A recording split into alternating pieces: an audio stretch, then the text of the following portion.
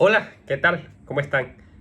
Mucho gusto. Mi nombre es Samuel Reyes, estudiante de Trabajo Social de la Universidad Simón Bolívar, sede en Cúcuta. Actualmente estamos en tercer semestre, estudiando Pedagogía Social con uno de los grandes maestros que tiene nuestra universidad, el profesor Javier Bosch, escritor también y gran conferencista de maestro que tiene nuestra universidad. Bueno, hemos aprendido muchas cosas interesantes durante este semestre y una de ellas fue sobre la vida y del escritor Boaventura de Sousa Santos, que también entendemos que es un sociólogo, un gran profesor, un conferencista, filósofo, que es muy crítico también y nos abre una visión a nosotros como trabajadores sociales para que pensemos de la misma manera, una manera crítica en que nosotros veamos el mundo. Él escribe algo interesantísimo, es sobre la epistemología del sur. Y ustedes se preguntarán, ¿en qué consiste eso? Bueno, la epistemología del sur, entendiendo lo que es la epistemología. Bueno, esto va a ser una charla que nosotros vamos a poder estar compartiendo acá, donde estaremos revisando algunas cosas, donde estaremos cuestionando también algunas posturas y tomando nuestra postura personal. Y bueno, la epistemología también es ese conocimiento que debe justificarse, o es esa ciencia también que se encarga de estudiar el conocimiento, las creencias y justificarlas. ¿Sí? Y del sur, bueno, tiene que ver con esos pensamientos de la periferia. ¿Por qué del sur? ¿Por qué el autor habla al respecto de esto? Porque siempre se ha hecho una división que el norte hace referencia como a las élites, como a las personas que siempre han tenido el poder, y el sur como lo de allá abajo, como lo desechado. Y es una forma crítica como lo hace también el escritor para entrarnos en materia sobre este tema tan bonito, tan maravilloso, que a propósito les recomiendo que lo tengan presente.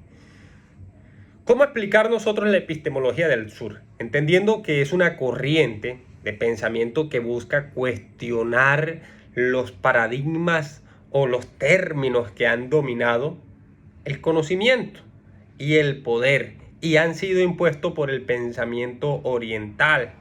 Y la epistemología del sur surgió también como una necesidad de resolver los saberes y los conocimientos producidos en las periferias o en las partes marginadas del mundo. En otras palabras, que esta epistemología se basa en la idea del conocimiento, de que el conocimiento no es universal ni neutral, sino que está influenciado por contextos históricos, contextos culturales, contextos políticos específicamente, ¿sí? Y reconoce que el conocimiento no solo se produce en los centros del poder, allá en las élites, sino que también en las comunidades y culturas subalternas. Ahí también hay conocimiento, ahí también hay esa riqueza, ahí también se puede disfrutar de todo esto. Entonces, la epistemología del sur lo que hace es buscar descolonizar el conocimiento, desafiando que las estructuras de poder y dominación que han perpetuado la idea de que solo ciertos saberes y formas de conocimiento son válidos y legítimos.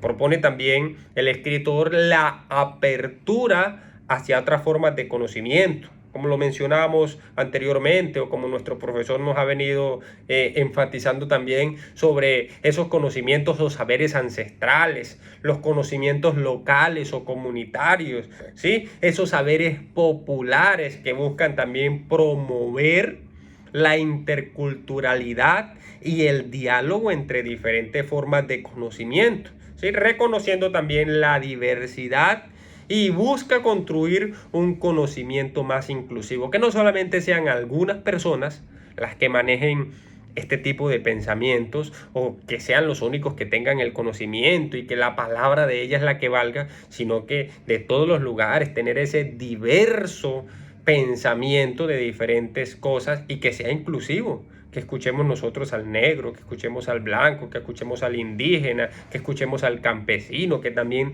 tiene un conocimiento quizás empírico, pero que es un conocimiento maravilloso que ha venido de generación en generación. Por eso el autor, en su tesis, la epistemología del sur, busca descolonizar el conocimiento, desafiando nuevamente a esas estructuras de poder para mostrarnos a nosotros lo importante de esto. Y esa epistemología del sur busca que ampliar los saberes y conocimientos producidos allá en esas partes marginadas del mundo. ¿Para qué? Para traérnoslo a nosotros y relacionarnos con el mundo. Cuando Boaventura de Sousa Santos habla también del colonialismo, ¿a qué hace referencia? A ese colonialismo social, a ese colonialismo cultural, a ese colonialismo político. Ya voy a hablarles al respecto de esto, ¿no? Él está señalando que, aunque formalmente ya no estemos colonizados como en el siglo pasado, en los siglos anteriores, nosotros hoy día tenemos una independencia política. Aún persisten las relaciones de dominación, esas relaciones de desigualdad en diferentes ámbitos de la vida social.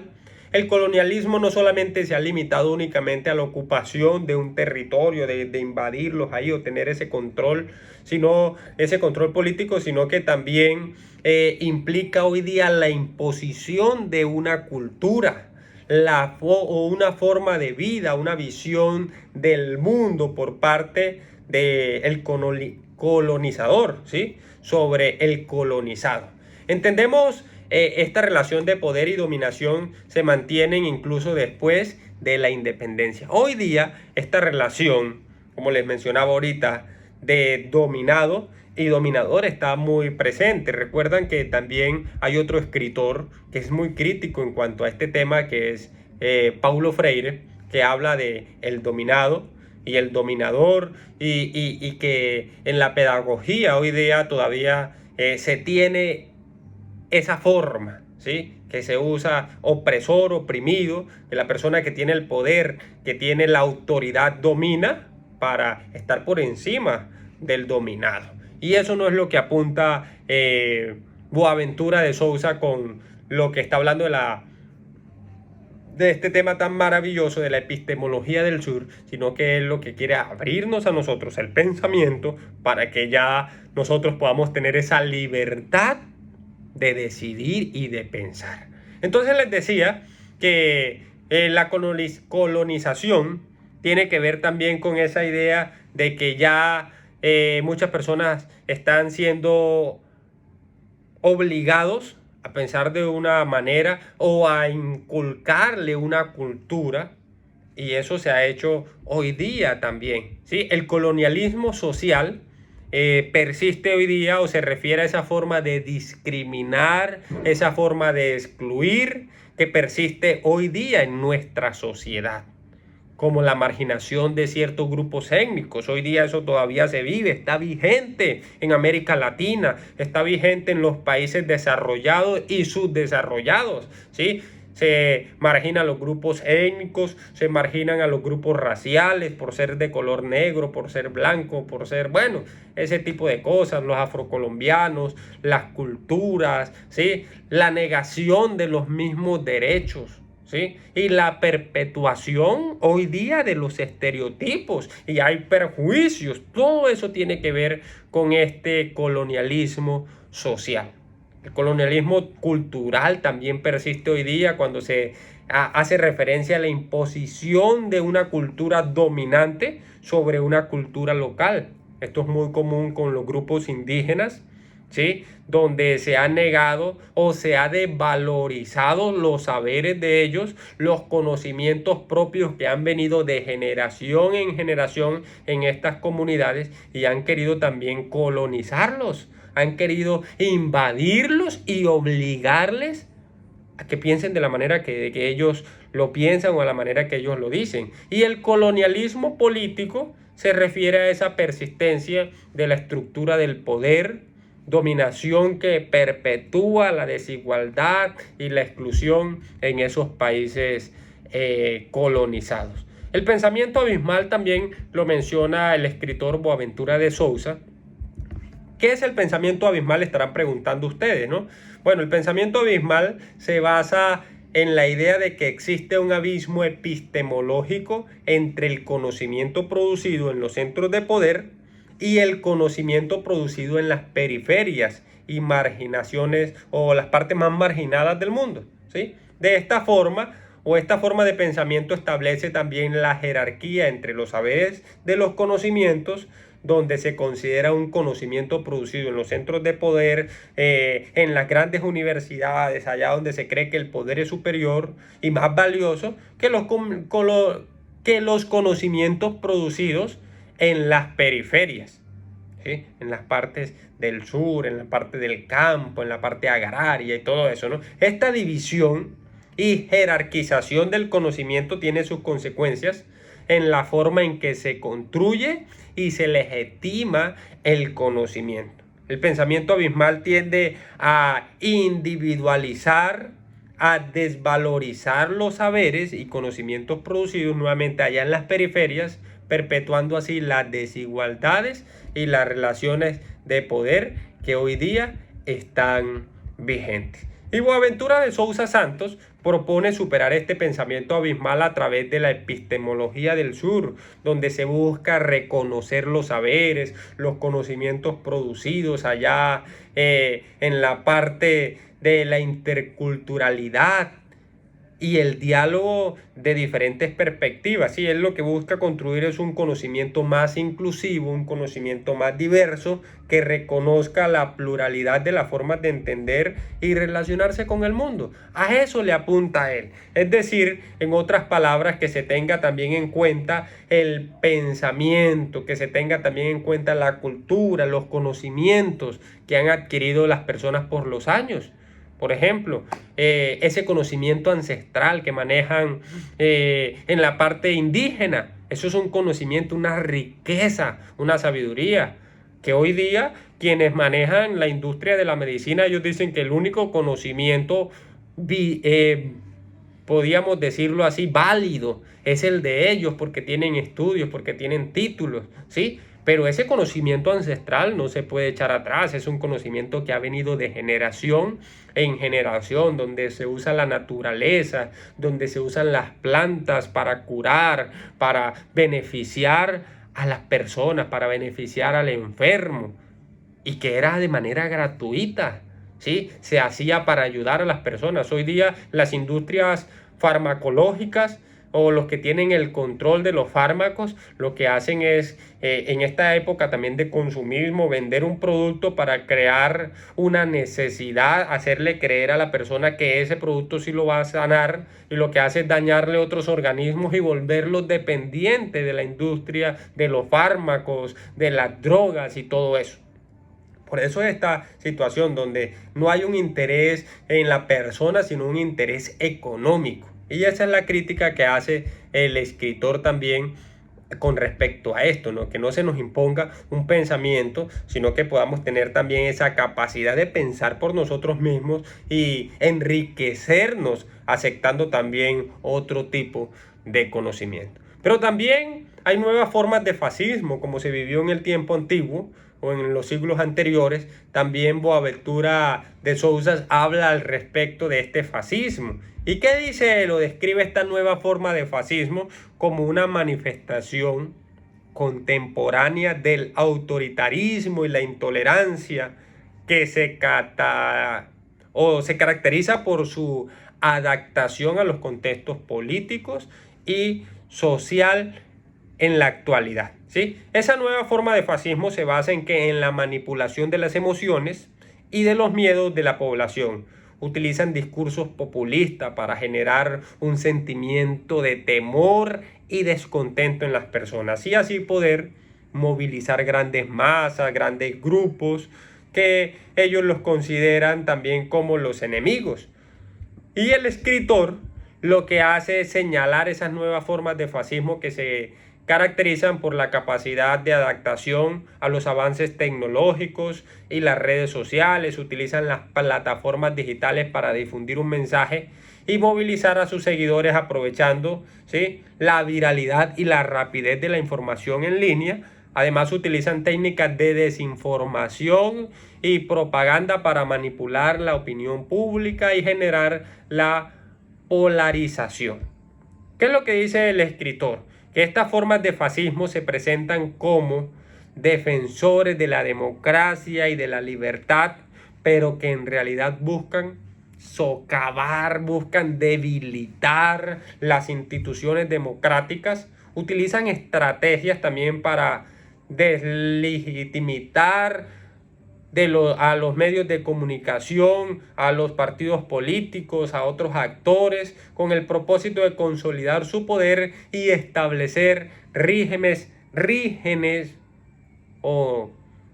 estos regímenes autoritarios. En otras palabras, lo que ellos están buscando es tener el control. Y no permiten que otra persona se levante, no permiten que otras personas tengan autoridad porque lo calumnian, buscan la forma de desacreditarlo. Lo vemos en la política, lo vemos en la ciencia, lo vemos en todas las áreas, porque siempre las personas que tienen el poder no lo quieren soltar. Y por eso hoy día hay un fascismo en la actualidad, ¿sí? Y también nosotros cuando vemos, el escritor menciona cosas importantes que han marcado la historia también, y es cómo se distingue o cómo se hace visible la ecología de saberes. Y este tema es interesantísimo, cuando lo leí me encantó y yo sé que a ustedes también les va a gustar, y es sobre la ecología de saberes. La ecología de saberes permite caracterizar y distinguir diferentes formas de conocimiento a través de los siguientes aspectos. El primero es la pluralidad, que reconoce que existen múltiples formas de conocimiento y de saberes que van más allá del conocimiento científico, ¿sí? De ese conocimiento científico occidental dominante. Estos saberes pueden ser los ancestrales, se los voy a mencionar, los tradicionales, los comunitarios, los saberes populares, entre muchos otros.